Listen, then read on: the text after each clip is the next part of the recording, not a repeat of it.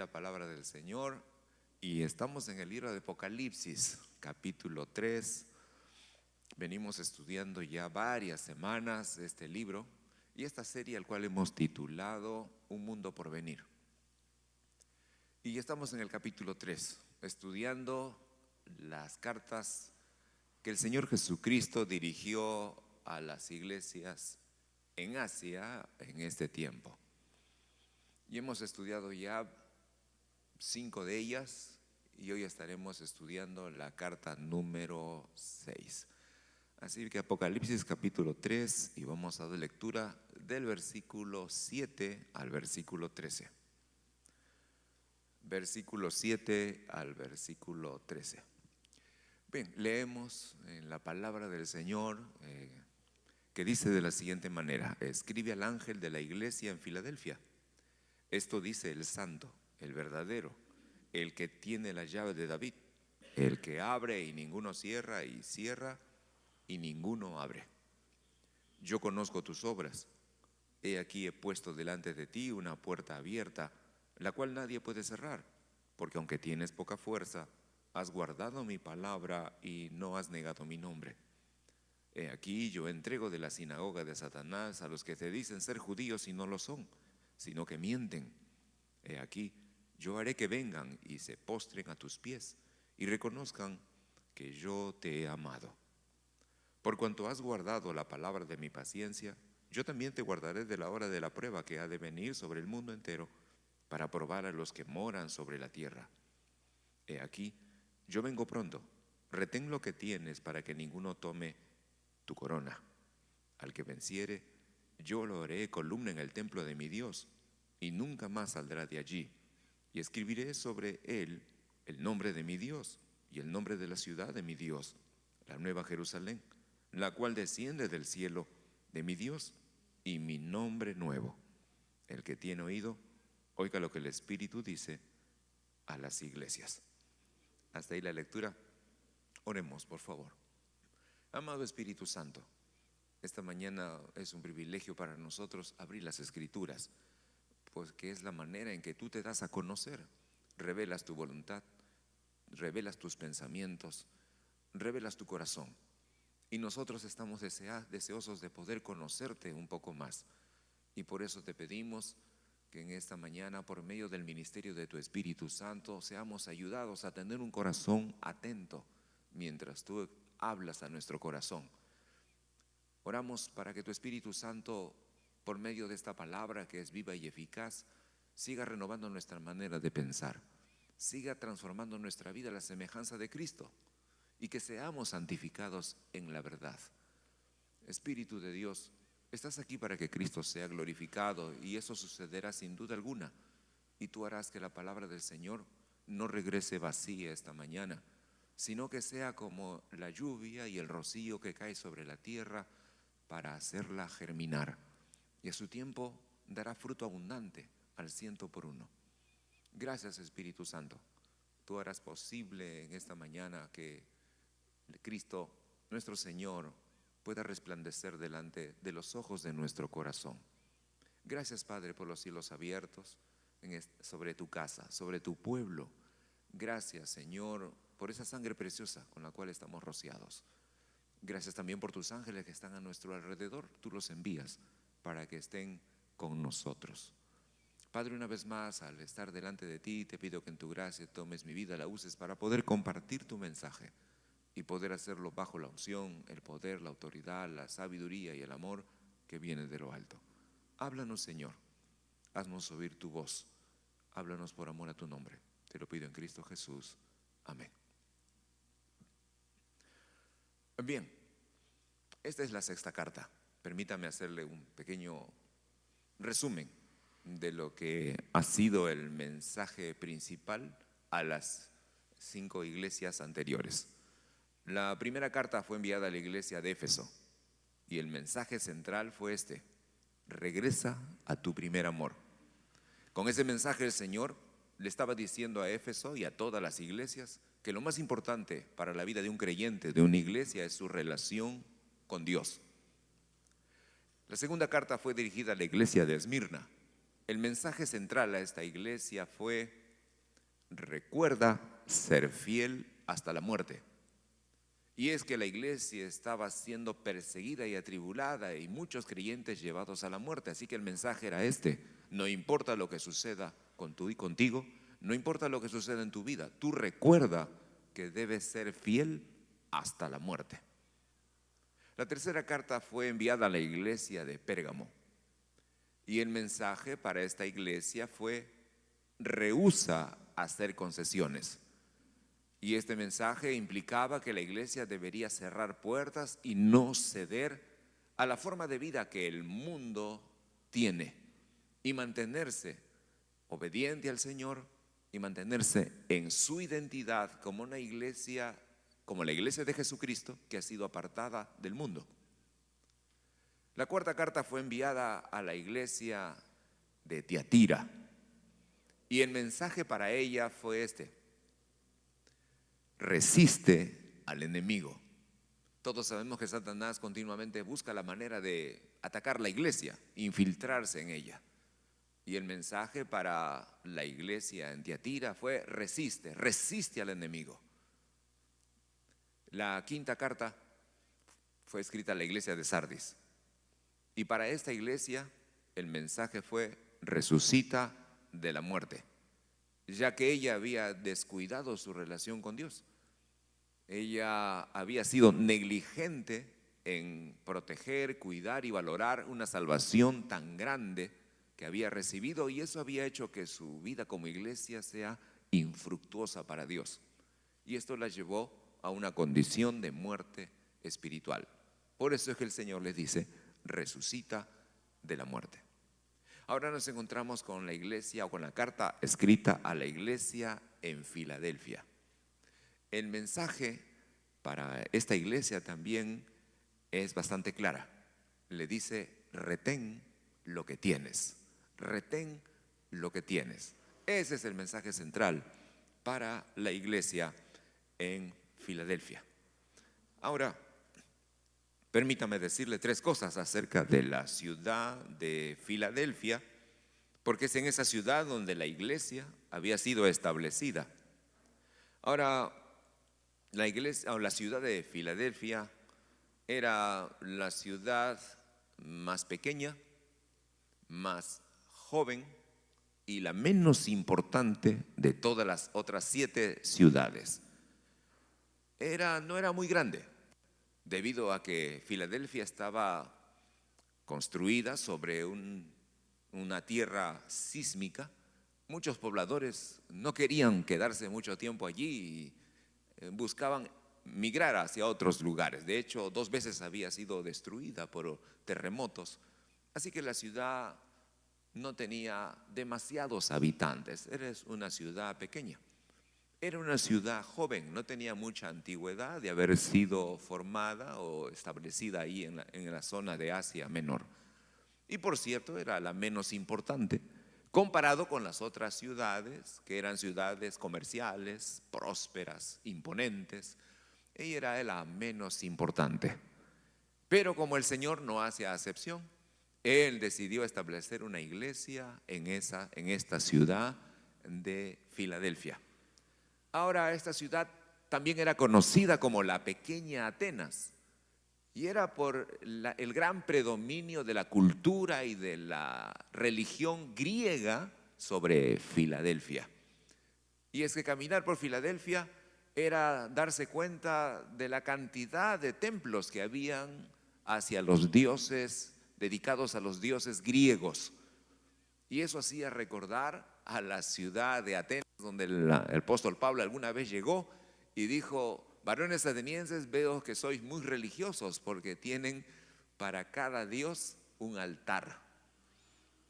Así que esta es Filadelfia. Por cierto, Filadelfia también era una ciudad conocida, famosa por la producción de vino.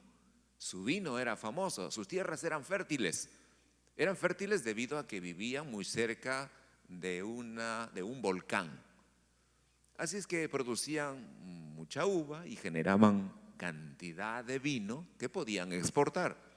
Pero a la vez eso también significaba que los habitantes de Filadelfia eran bastante consumidores de vino. es decir, paraban borrachos, paraban tomando, y todos sabemos lo que la embriaguez produce después.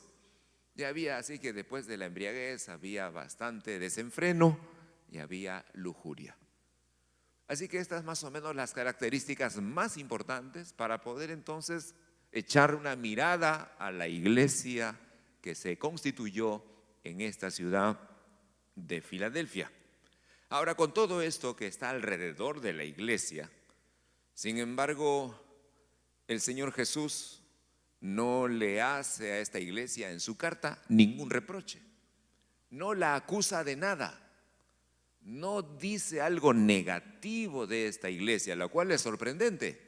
Ahora, no es que esta iglesia sea una iglesia perfecta, porque no existe una iglesia perfecta, pero era lo suficientemente agradable al Señor. Era una iglesia donde predominaba sus virtudes, como veremos en un momento, de tal manera que el Señor no estaba contemplando ciertas cosas menores, y por eso es que no le hace ningún reproche, ninguna acusación, y no dice nada negativo de ella. Por el contrario, Filadelfia será la iglesia que el Señor va a alabar, que el Señor va a exaltar, que el Señor va a elogiar. Y escuche esto: será la iglesia la cual le hace las mejores promesas. Las mejores promesas. Todo creyente que ha estudiado las 7 cartas no puede sino desear formar parte de la iglesia de Filadelfia. Ahora, por cierto, el Señor en algunas ocasiones siempre ha tenido palabras de elogio hacia alguien. ¿Se acuerda de Job? Oh, es hermoso cuando Dios expresa de Job. Y dice el Señor, y se lo dice a Satanás: has visto a mi siervo Job, no hay otro como él en la tierra. No hay otro como él en la tierra. Es varón perfecto, es varón temeroso, es varón apartado del mal, es varón recto. Qué hermoso es cuando Dios es quien expresa su elogio, y en este caso lo hizo a Job, como lo haría con alguno de sus hijos. Pero no solo Dios, el Señor Jesucristo también. Hablando de Juan el Bautista, el Señor dijo: de cierto les digo que de los de nacidos de mujer no hay otro mayor que Juan el Bautista. Y eso es tremendo, cuando el Señor puede elogiar a sus siervos o a sus hijos.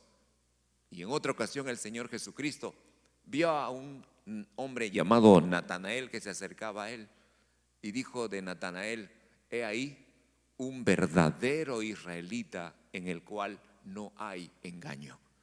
Ahora su alabanza y su elogio viene a la iglesia de Filadelfia, a toda su congregación, elogiándola por la vida que llevaba la iglesia de Filadelfia. Ahora tendremos que preguntarnos: ¿y qué había en esta iglesia para que el Señor la elogiara? ¿Cómo era esta iglesia y cómo eran esos creyentes que habían logrado que el Señor la elogiara y que no le diera ningún reproche como congregación?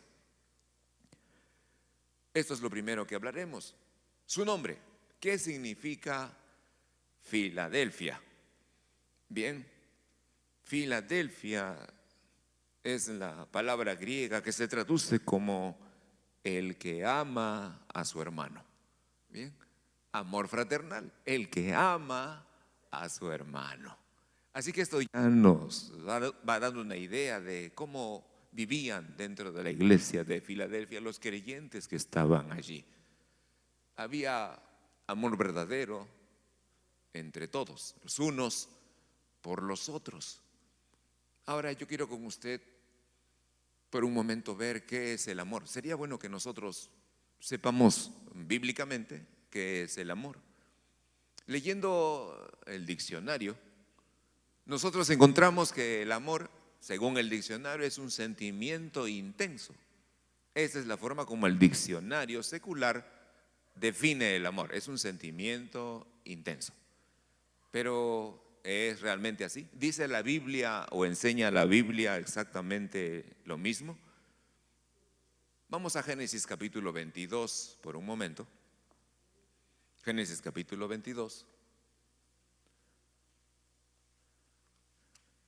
Génesis capítulo 22.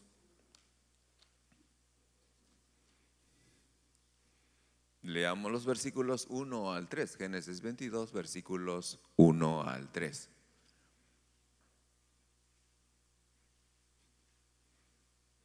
Bien. Dice la Escritura: aconteció después de estas cosas que probó Dios a Abraham y le dijo: Abraham. Y él respondió: heme aquí. Y dijo: toma ahora tu hijo, tu único Isaac, ¿a quién qué? Aquí aparece la palabra amor por primera vez. A quien amas, y vete a tierra de Moriah y ofrécelo allí en holocausto y sobre uno de los montes que yo te diré.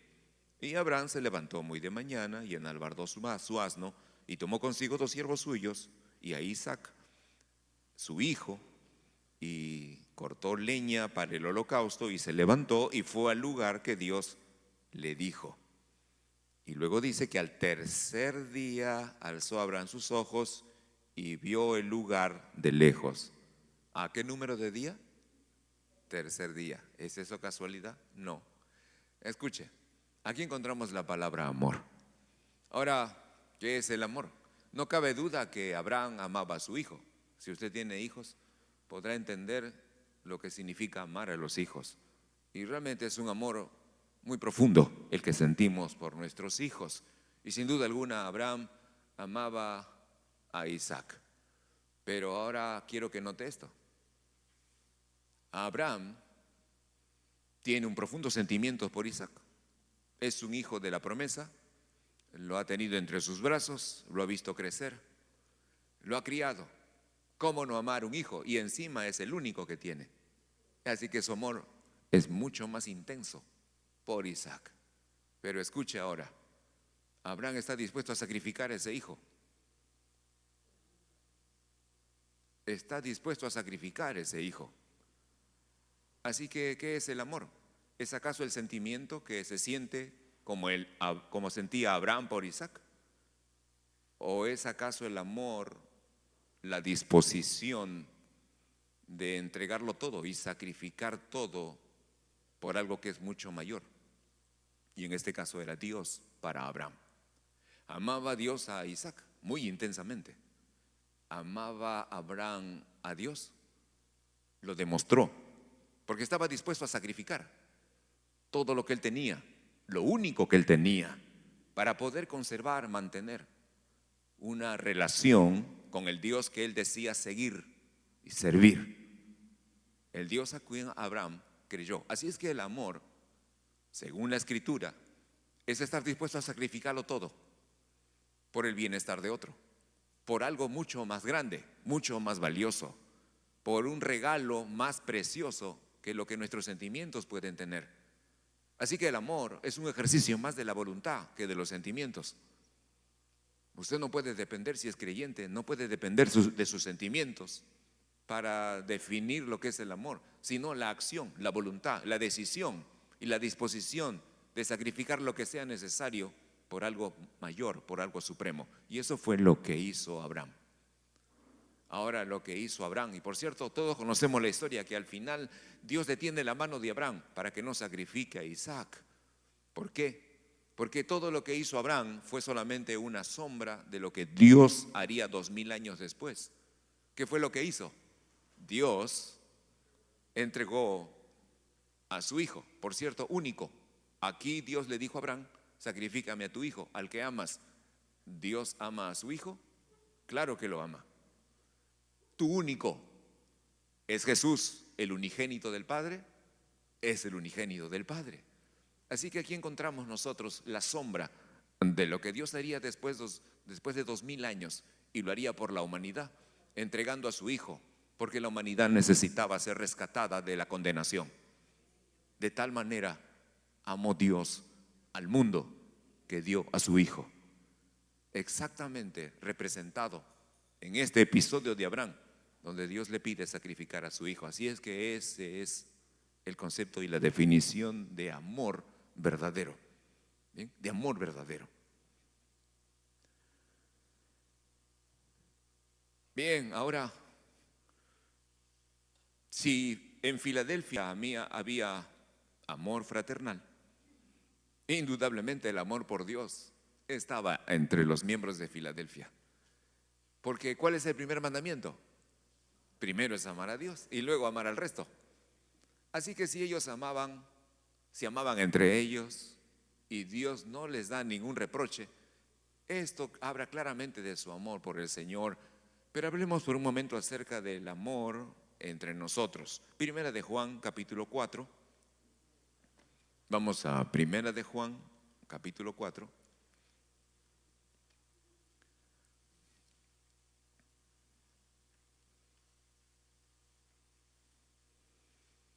Leamos por favor el verso 12. Primera de Juan 4:12.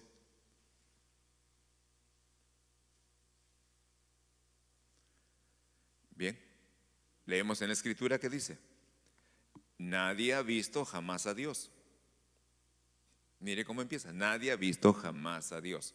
Si nos amamos unos a otros, Dios permanece, Dios está entre nosotros y su amor se ha perfeccionado en nosotros. Su amor se ha completado, su amor ha madurado en nosotros. Eso está diciendo. Bien, quiero que ponga atención a la parte donde dice permanece entre nosotros. Eso habla de la presencia del Señor. ¿Cuántos dicen amén? Que Dios permanezca, habla de la presencia del Señor. Ahora escuche, ¿qué es lo que garantiza la presencia del Señor? Si leemos el texto acá, esto es lo que dice: si nos amamos unos a otros, ¿qué es lo que sucede? Dios, dicho de esta manera, la presencia del Señor está entre nosotros. Así que la mayor evidencia, escuche esto, la mayor evidencia de la presencia de Dios en una iglesia no es el poder, no es la popularidad que tenga la congregación. ¿Qué es? El amor. El amor, el amarnos unos a otros es la mayor evidencia y el mayor testimonio de la presencia de Dios. Así que no se impacte y no se asombre solo porque hay poder. Y a mí me encanta que Dios manifieste su poder. Todos deseamos que Dios manifieste su poder y cada vez más. Pero esa no es la mayor evidencia de la permanencia o de la presencia de Dios, sino el amor, el amarnos los unos a los otros.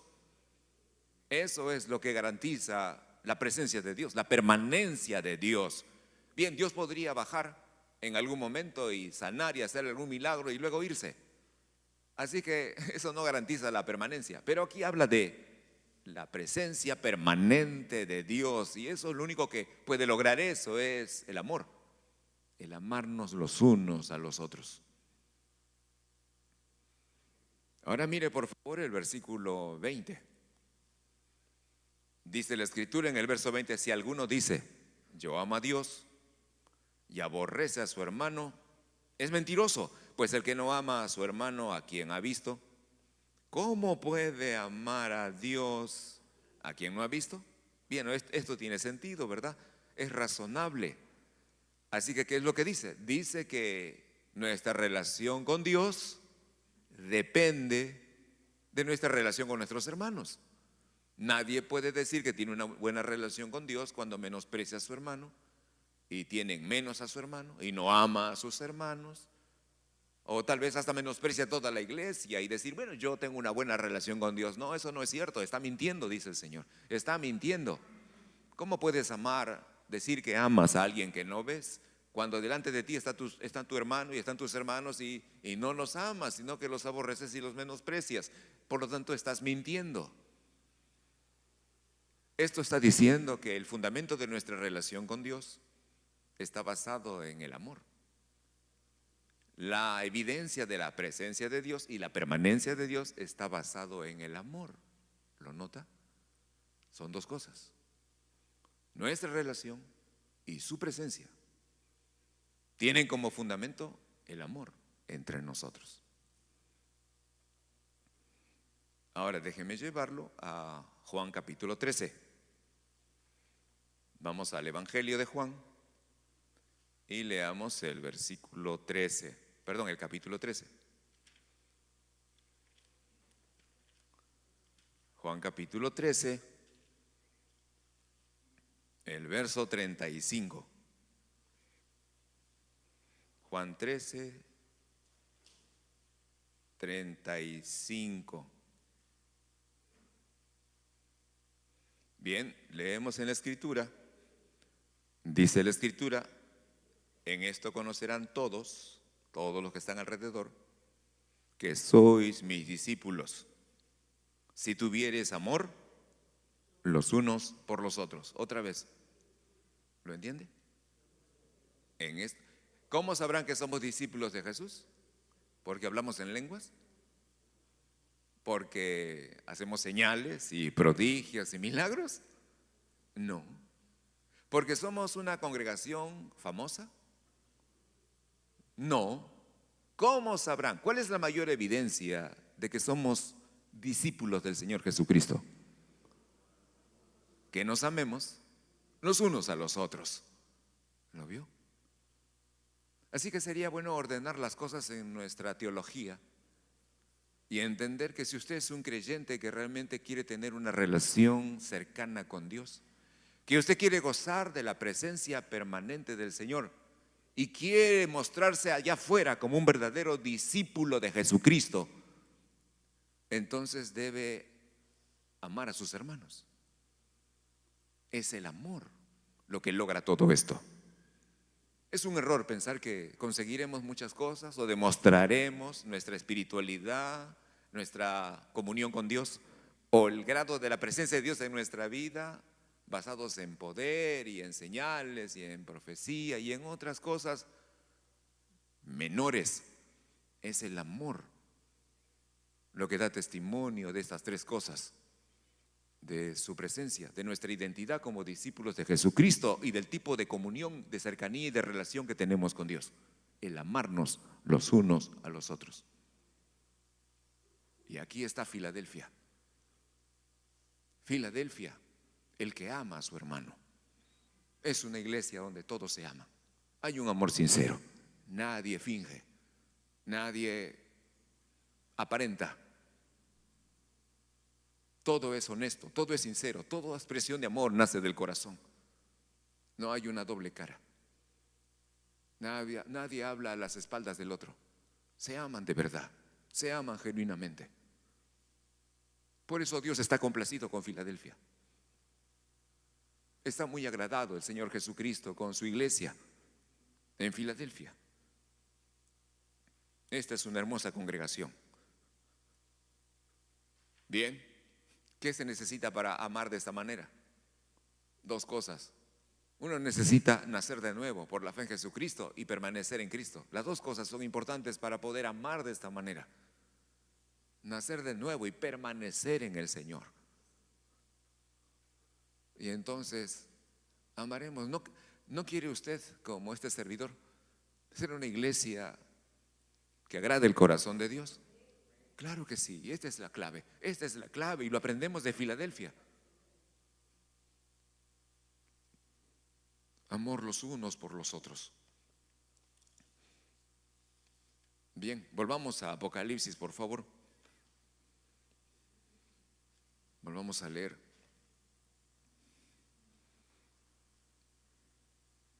El verso 7. Escribe al ángel de la iglesia en Filadelfia, el que ama a su hermano. Y aquí está la presentación del Señor. Y dice, esto dice el santo, el verdadero, el que tiene la llave de David, el que abre y ninguno cierra, y cierra y ninguno abre. Aquí está la forma como el Señor Jesucristo se presenta. Él se presenta a la iglesia de Filadelfia primero como el santo. Ahora, por cierto, este atributo es algo que en el Antiguo Testamento solo se le aplica a Dios Padre. Dios es llamado el santo. De hecho, leemos en Isaías 6 que el profeta tiene una contemplación de la presencia del Señor tan abrumadora para él, que Él proclama, escucha que se proclama en el cielo: santo, santo, santo. Todos proclaman en el cielo que Dios es santo, 3 veces santo. Y eso significa que Dios está apartado de todo lo demás. Él es aparte, Él no puede estar dentro de lo común y lo ordinario. ¿Qué es lo común y lo ordinario? Todo lo que es creado. Para Dios lo común y lo ordinario es todo lo que está creado, todo lo que Él ha creado. Todo lo que Él ha creado es ordinario y es común. Pero hay algo que es aparte de toda la creación: Dios mismo. Dios está apartado de su creación. Él no fue creado, Él existe por sí mismo, Él tiene vida en sí mismo y Él da vida a todo lo que existe. Él es el santo, el apartado, Él es único. No hay otro ser, no hay otro ser que autoexista por sí mismo, no hay. Todo lo demás es lo común y lo ordinario, porque todo ha sido creado. Él no, Él está apartado. Y por cierto, Él está apartado y es completamente puro. No hay mancha, es como la luz. Su santidad está representada en la luz. Si usted prende una luz, ¿ve alguna mancha? La luz no tiene mancha. Su foco tendrá mancha porque no lo limpia. Pero la luz como luz no tiene mancha. Y así es nuestro Dios, santo y puro, apartado de todo, único. Y ese atributo, el cual se adjudica a Dios, el Señor Jesucristo dice: yo soy el santo, hablando de su divinidad, mostrando que Él también es Dios. Soy el santo. Y por cierto, escuche, Él es el santo, por lo tanto Él demanda de su pueblo santidad. Él demanda de nosotros ser un pueblo santo. ¿Apartado de qué? No podemos apartarnos de la creación. Nosotros somos parte de la creación, pero sí podemos apartarnos de la corrupción del mundo y apartarnos para Él. Y ser siempre purificados, cada vez más limpios en nuestra vida, en nuestros pensamientos, en nuestras emociones, sentimientos, en nuestro comportamiento, cada vez más limpios, más puros, porque sin santidad nadie verá al Señor. Está en su palabra. Dios demanda santidad. Ahora el Señor le dice a la iglesia de Filadelfia: esto dice el santo. Y lo segundo, se presenta como el verdadero. Él es el verdadero. Él es el verdadero. Todos los demás, Él es el verdadero. ¿Por qué? Bien, solo Él permanece para siempre.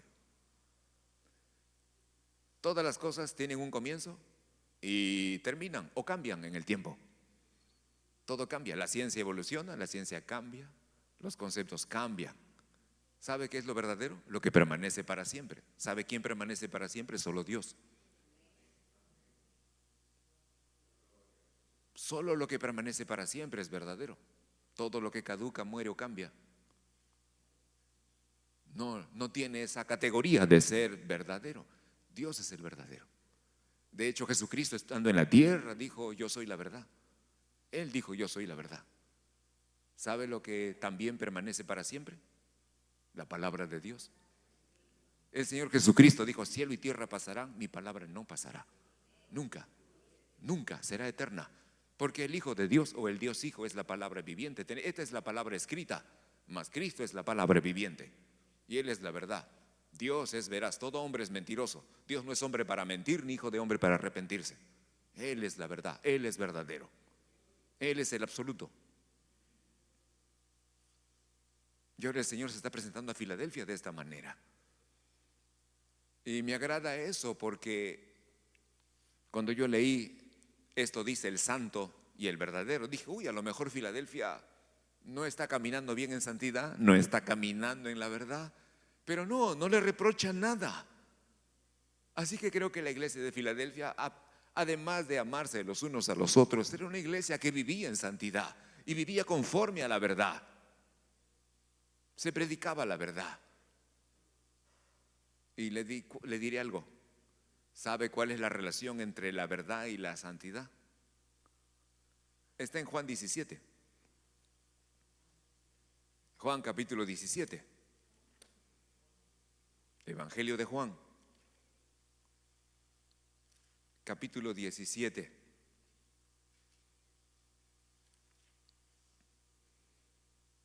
Leemos en la Escritura que dice, desde el 16, Juan 17, versos 16, 17, dice, no son del mundo. Él está hablando de nosotros, no son del mundo, como tampoco yo soy del mundo. Y luego dice, en su oración al Padre, santifícalos en tu verdad, tu palabra es verdad. Santifícalos en tu verdad. Esa es la relación entre la verdad y la santidad. Que la verdad, la palabra de Dios, santifica. Tiene un poder santificador. No es una verdad que alimenta el conocimiento. No, eso no es principal. Es una verdad que tiene el poder de limpiar nuestra vida, de santificar nuestra vida, de apartarnos cada vez más del mundo y de la corrupción que hay en el mundo y de apartarnos para Dios, para estar más cerca de Él, más apartados del mundo, más apartados para Dios. Y la palabra tiene ese efecto. La palabra santifica nuestra mente, santifica nuestra vida, nos va acercando a Dios. Ese es el poder de la palabra. Por eso cada vez que venimos aquí, o cada vez que usted hace su devocional, o cada vez que se sienta para recibir alguna clase bíblica, la palabra del Señor tiene el poder de santificarlo.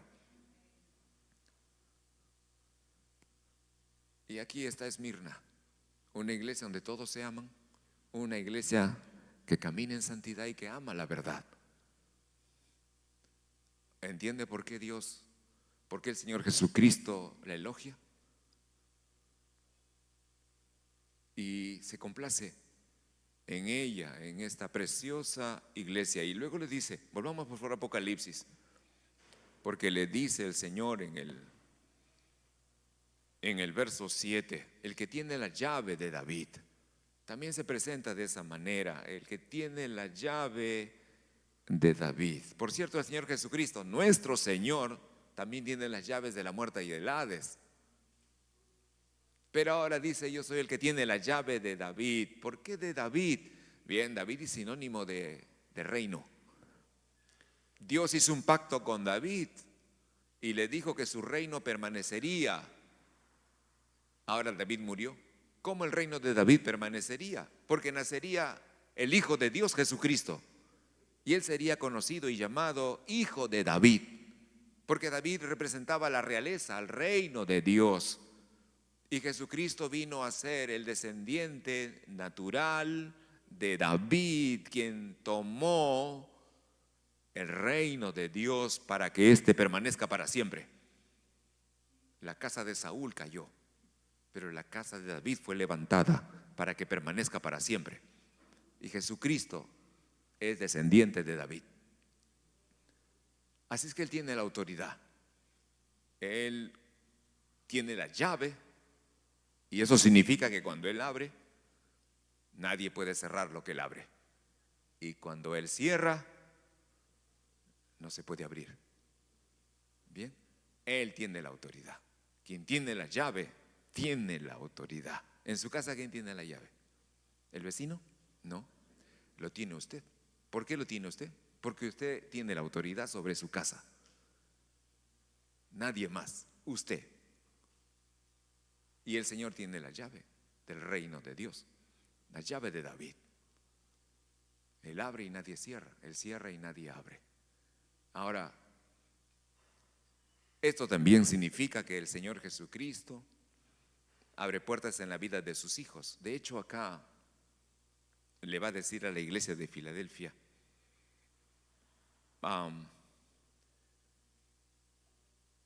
el verso 8, yo conozco tus obras, he aquí, he puesto delante de ti una puerta abierta, la cual nadie puede cerrar. ¿Lo ve? Oh, Dios bendijo a la iglesia de Filadelfia y la ha bendecido. El Señor le ha abierto una puerta. Ahora ahí no leemos qué tipo de puerta fue esta. ¿Puertas para qué? No lo dice. No lo dice. Tenemos como referencia que el apóstol Pablo a los corintios le dijo, oh, gracias a Dios que nos ha abierto una puerta grande para la evangelización. Dios abre puertas, Él abre caminos. Y Dios ha bendecido a Filadelfia. es una iglesia que le agrada al Señor y Él le ha abierto una puerta. Esta puede ser tal vez para que el evangelio siga corriendo libremente y que nada se va a oponer, nadie va a cerrar esa puerta. Y Dios puede abrir muchas puertas cuando no hay camino, cuando solo hay una pared y parece que no avanzamos y parece que no resulta y parece que nada va a lograr que continuemos. Aparece el Señor y abre una puerta. Y eso significa que podemos pasar y podemos avanzar. Y cuando muchos hermanos han orado, hemos orado, Señor, ábreme una puerta. A veces se refiere al trabajo. Señor, no encuentro trabajo, ábreme una puerta, ábreme una puerta. Y Dios abre la puerta. Abre la puerta. Y podemos entonces avanzar, podemos continuar. Él abre puertas, Él cierra puertas. Él cerró todas las puertas a Job. Es decir, el enemigo no tenía forma de entrar a su vida, no tenía forma de tocar a su familia, no tenía forma de tocarlo a él. Estaba completamente cercado y no había ninguna puerta, todo estaba cerrado para el enemigo. Ahora escuche, Dios guiará su vida a veces, no siempre, por las puertas abiertas o por las puertas cerradas. Usted quiere algo y pum, se cierra la puerta. Y usted está que toca, patea, quiere tirar la puerta, pero nadie la va a abrir, porque el Señor la cerró para su bien. Pero de pronto Dios abrirá otra puerta, otra puerta. Así que sería bueno que siempre tengamos en cuenta, y si hay jóvenes aquí, tengan en cuenta que yo sé que los jóvenes desean muchas cosas y tocan muchas puertas. Y sería bueno que oren al Señor y digan: Señor, si esta puerta no la abres tú, no quiero que se abra. Ábreme tú la puerta por donde debo continuar. Mi camino, la verdad que hay muchas opciones, pero solo hay una, que es el camino del Señor para tu vida. Y sería bueno que Dios abra la puerta en esa dirección. Así que le dice a Filadelfia: yo soy el que tiene las llaves de David. Cuando yo abro, nadie cierra, y cuando yo cierro, nadie abre. Qué tremenda seguridad nos da eso. Bien, así que en el verso 8, como leímos, le dice: yo conozco tus obras. Ahora significa que todas las obras de la iglesia de Filadelfia estaban aprobadas por Dios, porque no hay ningún reproche. Sus obras están bien. Dice: yo veo lo que haces, soy consciente de tus obras, de tu trabajo. Yo veo tus obras y todo está ok. Y aquí he puesto delante de ti una puerta abierta, a la cual nadie puede cerrar. Note lo que sigue: porque aunque tienes poca fuerza, has guardado mi palabra y no has negado mi nombre. ¿Cómo era la iglesia de Filadelfia? No era muy fuerte, no tenía mucho poder. ¿Qué significa eso? Bueno, si en la ciudad había pocos habitantes, es probable que la iglesia no haya sido muy grande y no haya sido una iglesia donde congregaban adinerados, políticos, nobles. No tenía mucha fuerza. No era una iglesia influyente en la sociedad en Filadelfia. No era una iglesia enorme, imponente por su edificación o por el tipo de creyentes que asistían a Filadelfia. Eran gente muy sencilla, como nosotros. Esta era Filadelfia. Tienes poca fuerza.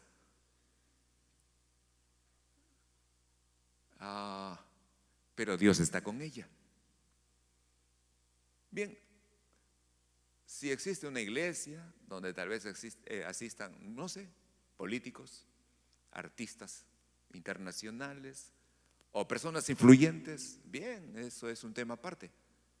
Pero Dios ama a su congregación, a su iglesia, aunque seamos gente sencilla, aunque no tengamos un impacto nacional, aunque no tengamos muchos nobles, ni muchos adinerados, ni mucha gente influyente. Lo importante es agradar al Señor. Y Esmirna agradaba a Dios, agradaba al Señor Jesucristo. Y Dios cumpliría su propósito en Filadelfia. Filadelfia no diría: oh, estamos mal, no tenemos muchos influyentes aquí, no tenemos mucha gente metida en la política aquí, no tenemos esto y no tenemos lo otro. Escuche, Dice la Escritura, y se lo dijo a los corintios: lo vil y menospreciado escoge Dios para avergonzar a lo fuerte. Lo que no es, escoge Dios para avergonzar a lo que es. Lo que no es sabio, para avergonzar a los sabios del mundo. No sé por qué Dios siempre hace las cosas así. Él no necesita cosas grandes. Hay 10,000 hombres. No necesita un restaurante para alimentar, o una cadena, o un mall plaza para alimentar a los 10,000. Con 5 panes y 3 peces es suficiente para Dios. Ese es nuestro Dios. Con poco, con lo pequeño, con lo que el mundo desprecia, con lo inútil para el mundo, Dios hace cosas grandes. Y este es Esmirna, perdón, Filadelfia. ¿Por qué tengo Esmirna metido en la cabeza? Este es Filadelfia. No tienes poca fuerza, tienes poca fuerza. Pero luego le dice: pero has guardado mi palabra. Tienes poca fuerza, aunque tienes poca fuerza, has guardado mi palabra. Oh, gloria a Dios. ¿Sabe lo que significa eso? Se lo voy a explicar leyendo el Evangelio de Juan, el capítulo 15, por favor. Juan capítulo 15.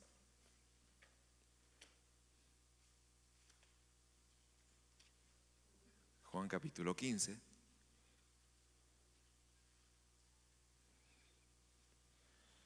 Y vea cómo el amor está relacionada con la palabra de Dios. Verso 10, Juan 15, 10. Dice la Escritura: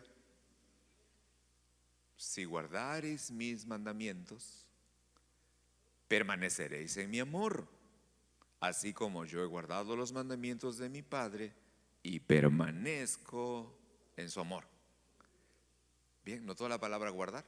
Al igual que a Filadelfia: has guardado mi palabra. Es decir, el Señor da testimonio que la iglesia en Filadelfia es una iglesia obediente.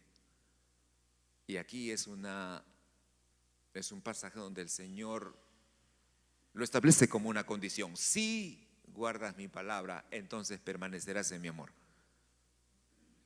¿Qué significa guardar? Bien, guardar es proteger, es poner un cerco de espinos alrededor de algo que usted quiere proteger, de tal manera que dentro de ese cerco no se sale y de fuera de ese cerco no se lo puede entrar, porque es un cerco de espinos. ¿Alguna vez ha visto un cerco de espinos?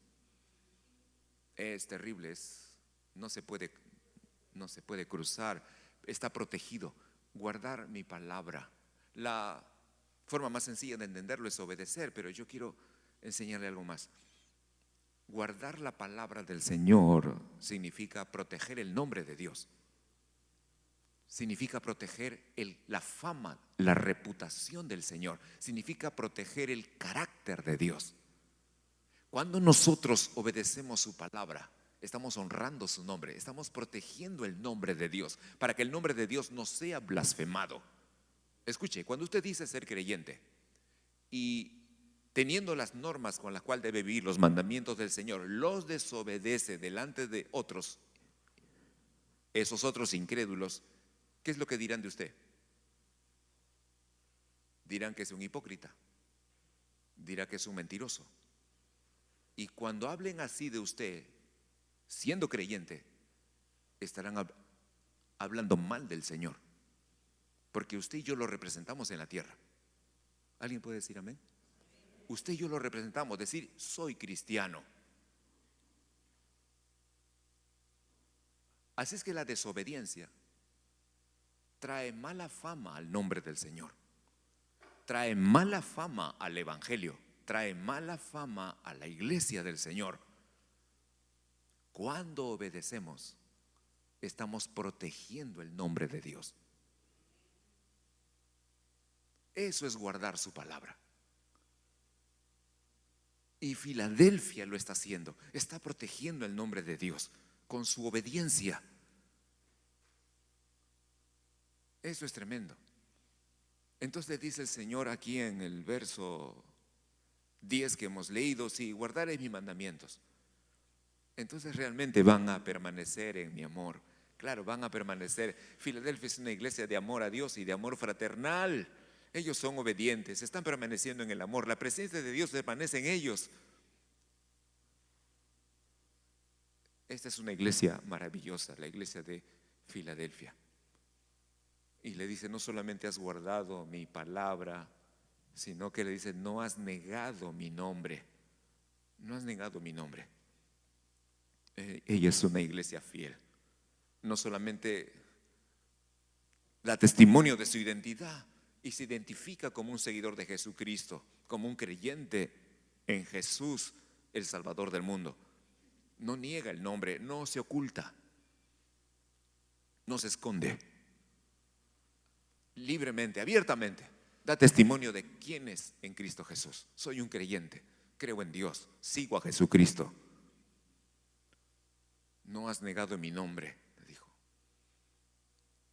Pero no solamente ellos exteriorizan su identidad, sino que también honran su identidad, porque viven en obediencia. Ellos viven lo que predican. Y a todo esto es que el Señor dice: no has negado mi nombre. Ellos están en medio de una ciudad idólatra, bebedores desenfrenados por causa del alcohol o del vino. Pero ellos guardan la palabra de Dios y no niegan el nombre de Jesucristo. Ellos se aman unos a otros. Ellos son fieles al Señor, confían en Dios. No tienen o tienen poca fuerza, pero ellos confían en que Dios hará las cosas.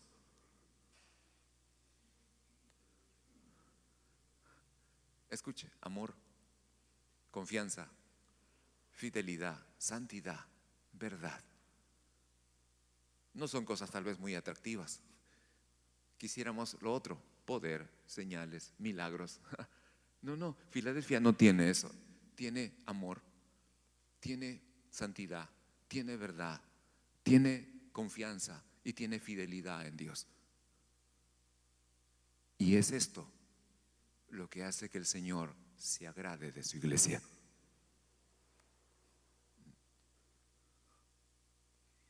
¿No es maravilloso esto? Claro que sí, claro que sí. Bien, por razones de tiempo terminaré el mensaje aquí. Continuaré el próximo domingo. Amén.